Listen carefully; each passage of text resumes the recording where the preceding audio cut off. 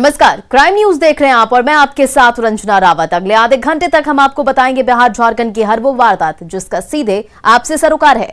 पूछेंगे पुलिस प्रशासन से सवाल, देना पड़ेगा हर एक जुर्म का जवाब। तो करेंगे छोटी से छोटी वारदात की गहनता से पड़ताल। तो चलिए शुरू करते हैं खबरों की पड़ताल।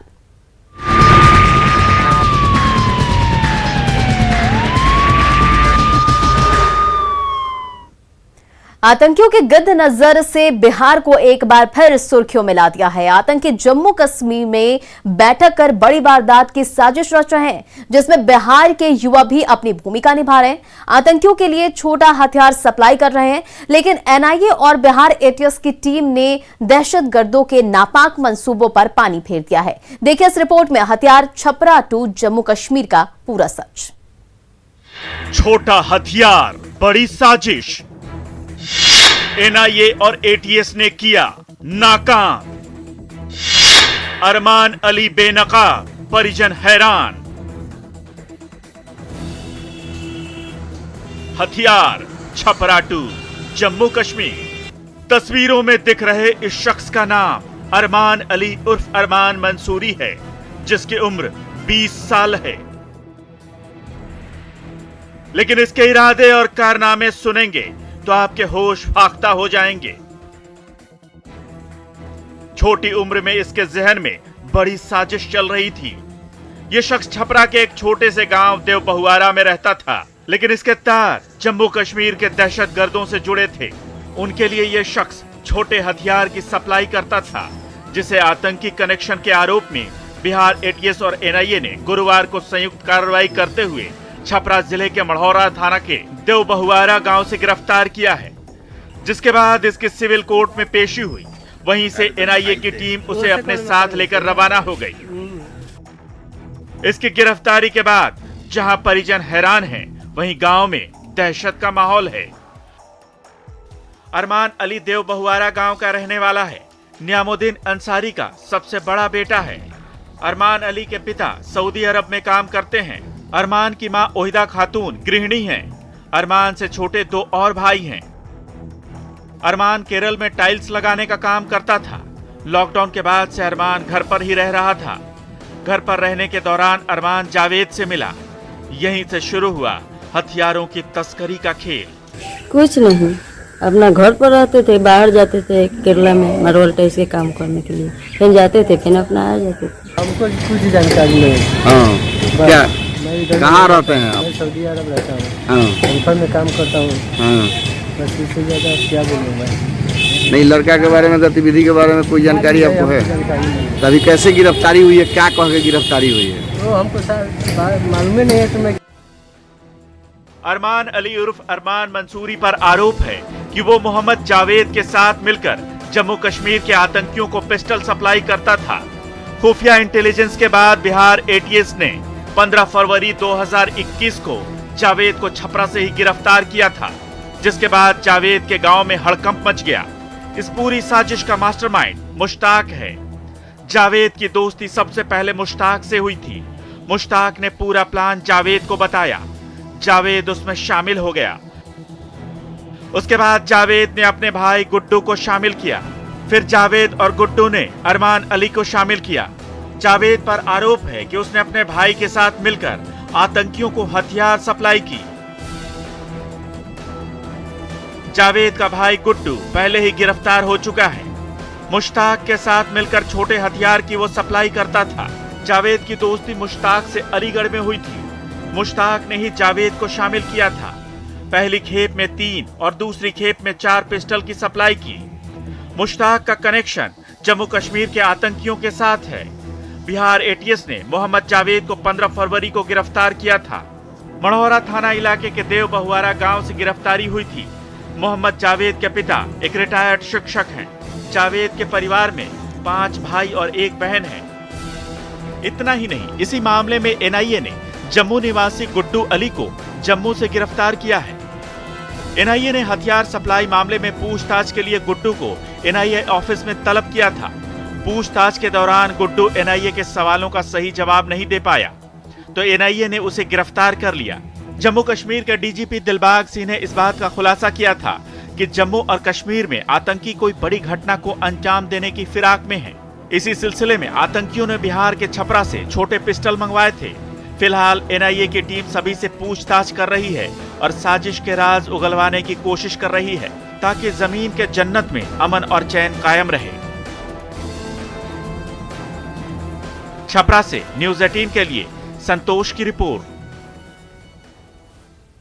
इधर बेगूसराय में बदमाश इतने बेखौफ हो गए हैं कि आए दिन आपराधिक वारदात को अंजाम दे रहे हैं। इस बार जिले के बभनगामा गांव में डबल मर्डर केस से दहशत का माहौल पैदा हो गया। रिपोर्ट देखिए।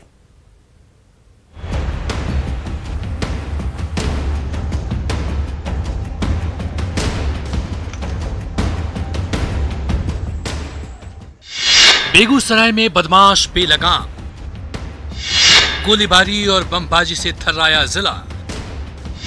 डबल मर्डर से बभनगामा में कोहराम, क्या खाकी का नहीं रहा इकबाल? बेगूसराय में अपराधी इस कदर बेखौफ हो गए हैं कि आए दिन आपराधिक वारदात को अंजाम दे रहे हैं। खाकी के खौफ को खामोश कर रहे हैं। पुलिस की गश्ती और चुस्ती के दावों को मुंह चिढ़ा रहे हैं।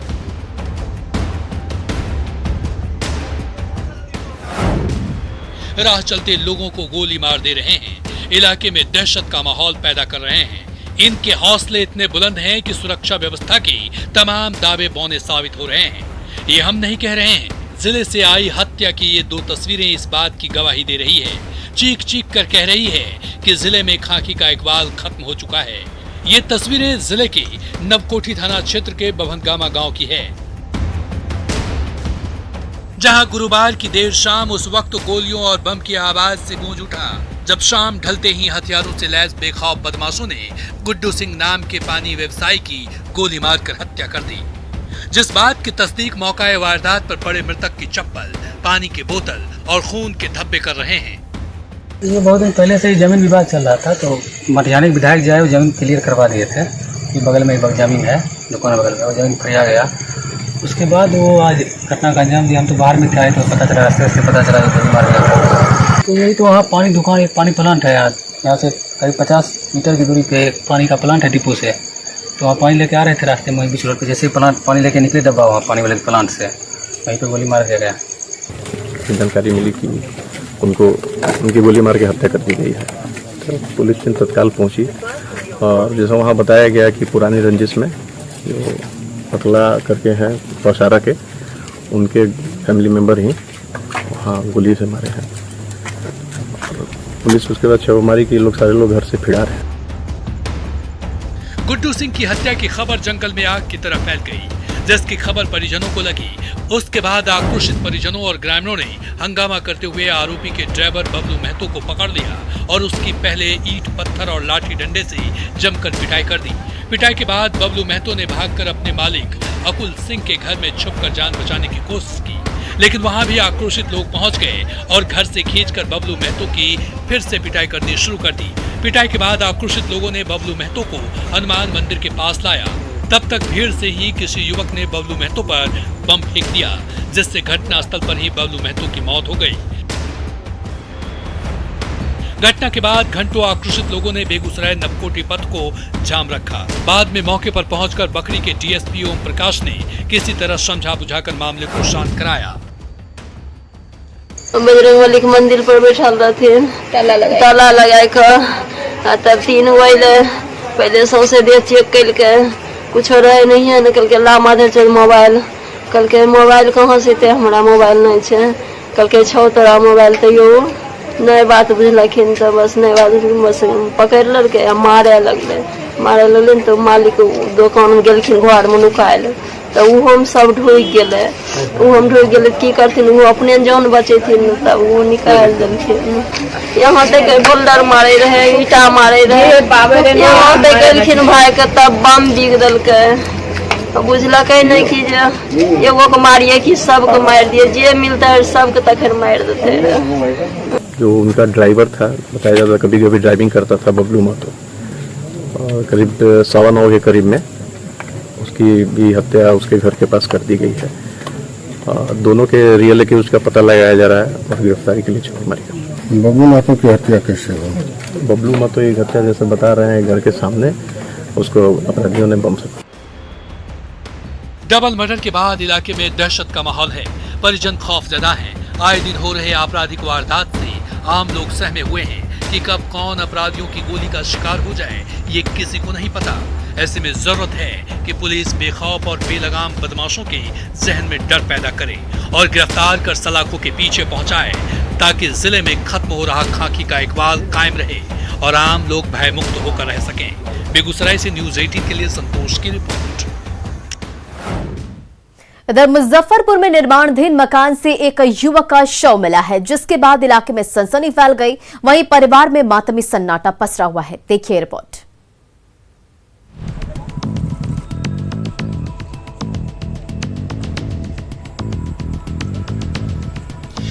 अर्धनिर्मित मकान से मिली लाश, हत्या से परिवार में मचा हाहाकार।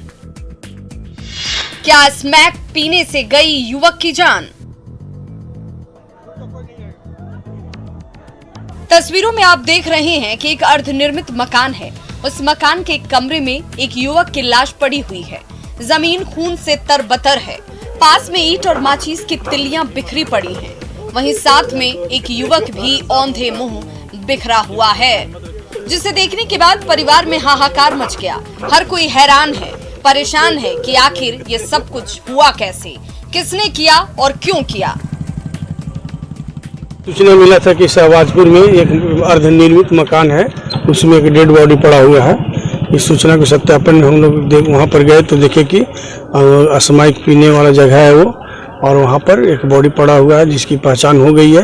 वो गौतम कुमार पिता प्रकाश झा है और वो शहबाजपुर के रहने वाला है।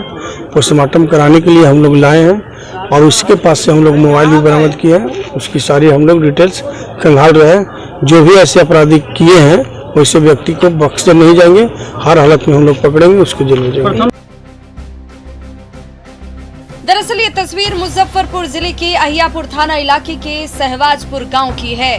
बताया जा रहा है कि प्रकाश झा का बेटा गौतम बुधवार को घड़ी बनवाने के लिए घर से निकला था। जब वो शाम तक वापस नहीं लौटा तो परिजन परेशान हो गए। उसे फोन किया जाने लगा, लेकिन मोबाइल स्विच ऑफ आ रहा था, जिसके बाद परिजनों की परेशानी और बढ़ गई। किसी अनहोनी की आशंका ने उनके अंदर घर कर लिया, जिसके बाद परिजनों ने अहियापुर थाने में 7 आरोपियों के खिलाफ FIR दर्ज कराई।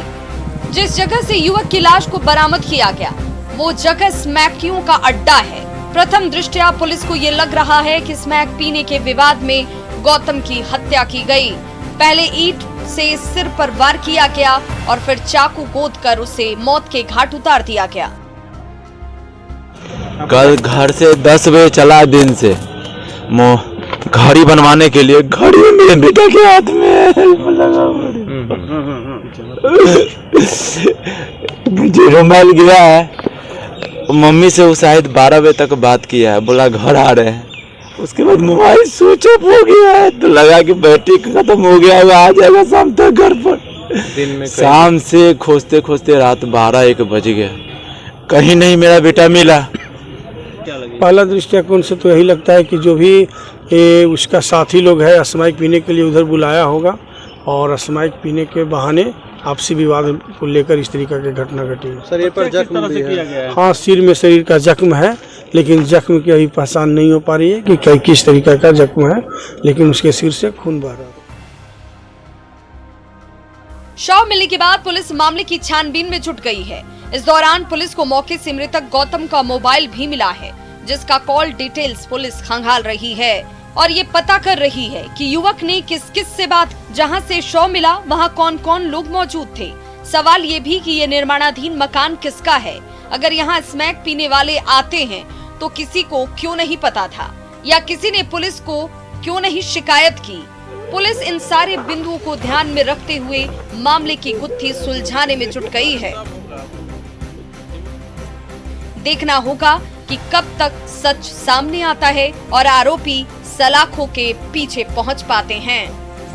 मुजफ्फरपुर से न्यूज़ 18 के लिए सुधीर की रिपोर्ट। छपरा के तरैया में आज अहले सुबह अपराधियों ने एक युवक को गोली मार दी। बताया जा रहा है कि जिस युवक को गोली मारी गई है वो भी आपराधी किस्म का शख्स है। अपाची सवार अपराधियों ने इस घटना को अंजाम दिया और फरार हो गए। घायल युवक तरैया का रहने वाला है और प्रभात कुमार मांझी उसका नाम बताया जा रहा है, जिस पर दर्जनों आपराधिक मामले छपरा और आसपास के जिलों में दर्ज हैं।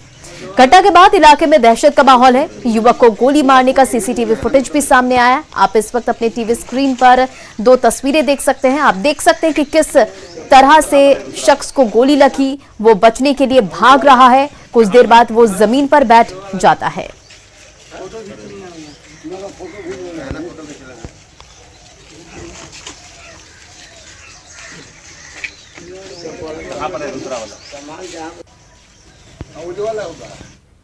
राजधानी पटना में चल रहे फर्जी टेलीफोन एक्सचेंज के खुलासे के बाद हड़कंप मचा हुआ है। टेलीफोन एक्सचेंज में एटीएस की रेड में 2 भाइयों अनिल चौरसिया और सुनील चौरसिया को गिरफ्तार किया गया है और इन दोनों भाइयों ने पूछताछ में जो खुलासा किया है वो चौंकाने वाला है।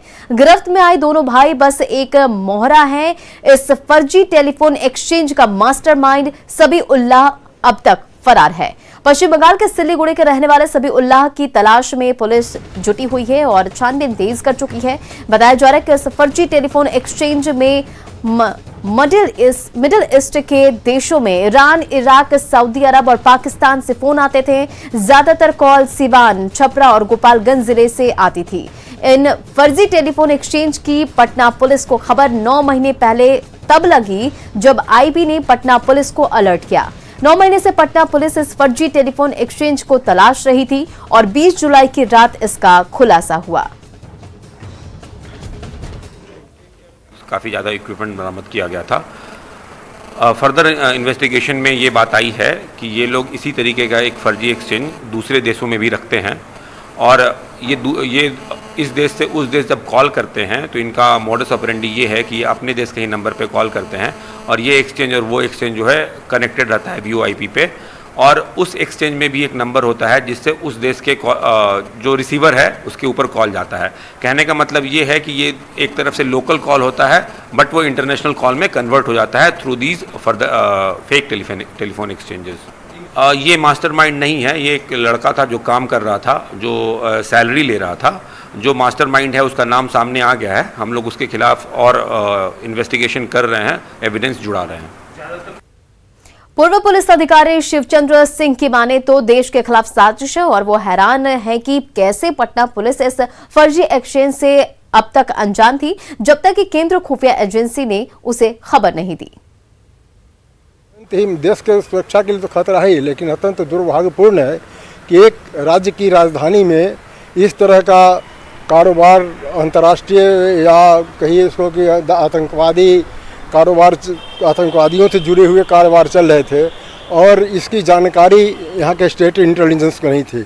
गनीमत है कि ये जानकारी सेंट्रल आईबी के पदाधिकारियों को या उनकी एजेंसियों को मिली, जिसके माध्यम से बिहार सरकार को खबर की गई और उसके आधार पर छापामारी में पकड़ा गया। लेकिन असली तो उस जैसा पता चला है कि वो दोनों बोल रहा है कि साहब हम तो सिर्फ वेतन पर अपना काम करते थे, इसको चलाने वाला और इसको गाइड करने वाला कोई और था। तो ये बताने के लिए तो वही जिम्मेवार है। अगली खबर रोहतास जिले के बिक्रमगंज अनुमंडल क्षेत्र से है, जहां शिवपुर पंचायत के मुखिया अमित सिंह के आवास पर हमला हुआ है। मुखिया के आवास पर फायरिंग और गाड़ियों में तोड़फोड़ की गई। तोड़फोड़ की तस्वीरें सीसीटीवी कैमरे में कैद हो गई। मामले में एक डॉक्टर समेत 5 लोगों को पुलिस ने गिरफ्तार कर लिया है। पुलिस ने मौके से 14 खोखे भी जब्त किए हैं और बताया जाता है कि शिवपुर पंचायत के मुखिया अमित सिंह और बिक्रमगंज के करुणा हॉस्पिटल के डॉक्टर अमरेंद्र कुमार सिंह के बीच पुरानी रंजिश है और इसी रंजिश में डॉक्टर और उनके समर्थकों ने हमले को अंजाम दिया। सीसीटीवी फुटेज में भी लाठी डंडों से लैस तोड़फोड़ करते दिख रहे हैं। और पुलिस के आने से पहले डॉक्टर कमेंद्र वहाँ से थाने को चैलेंज करके आए और आके हमारे घर पे गोलीबारी की। वो तो संजोग अच्छा था कि हम लोग सभी लोग बाल बच गए। हम लोग भाग के छत पे चढ़े, हमारे रेलिंग पे गोली लगा हुआ है। जब हम झांक रहे थे कि कौन है देखने के लिए, तो रेलिंग पे गोली लगा। 15-20 फायर किए हैं। हमारे पुलिस जब यहाँ आई तो यहाँ से पुलिस ने खोखा भी बरामद किया है। हमारे गाड़ी में गोली लगा है। सब साक्ष्य यहाँ मौजूद था, पुलिस ने देखा और देखिए क्या आगे कार्रवाई होता है। नालंदा के बिहार शरीफ में उस वक्त अफरा तफरी मच गई जब पुराने विवाद को लेकर दो पक्ष आपस में भिड़ गए। देखते ही देखते दोनों तरफ से फायरिंग और पथराव शुरू हो गया। पथराव की घटना में 3 लोग जख्मी भी हो गए। इधर घटना की जानकारी मिलते भारी संख्या में पुलिस के जवान मौके पर पहुंच गए और मामले को शांत कराने की कोशिश की। एसपी हरि प्रसाद एस खुद बड़ी संख्या में पुलिस बल के साथ मौके पर पहुंचे और स्थिति को नियंत्रण में बताया। पुलिस ने 3 उपद्रवियों को हिरासत में लेकर पूछताछ कर रही है।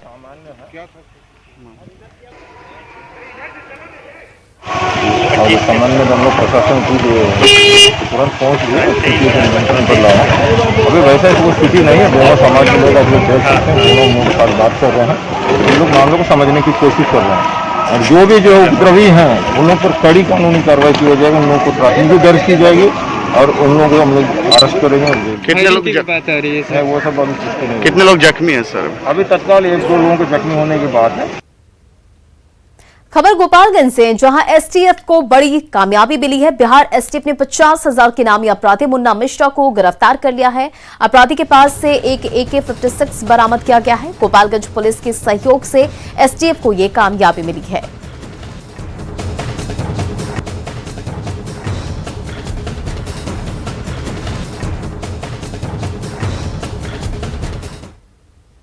नवगछिया के परबत्ता में एक लावारिस ट्रक से 4,300 लीटर विदेशी शराब जब्त की गई है। परबत्ता के विक्रमशिला सेतु पथ पर वैभव होटल के पास से ट्रक से शराब बरामद की गई है, जिसकी कीमत 30 लाख बताई जा रही है। शराब को ट्रक में धान की भूसी के नीचे 496 कार्टन शराब छिपाई गई थी।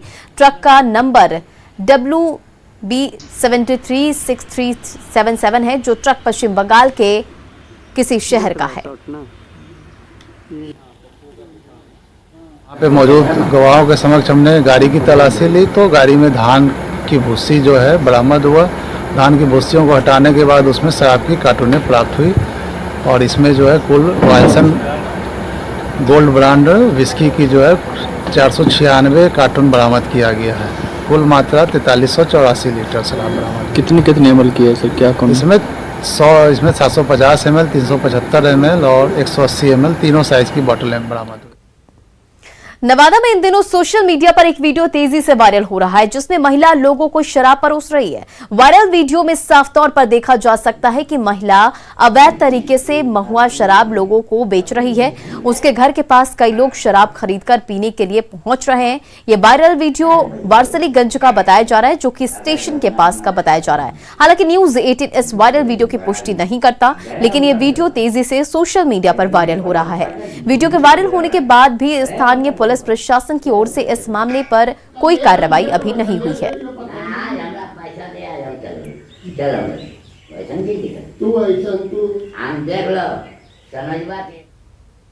पलामू में पंचायत के फैसले से दुखी पिता ने कीटनाशक खाकर अपनी जान दे दी। पीपरटान थाना क्षेत्र के गणेशपुर की ये घटना है।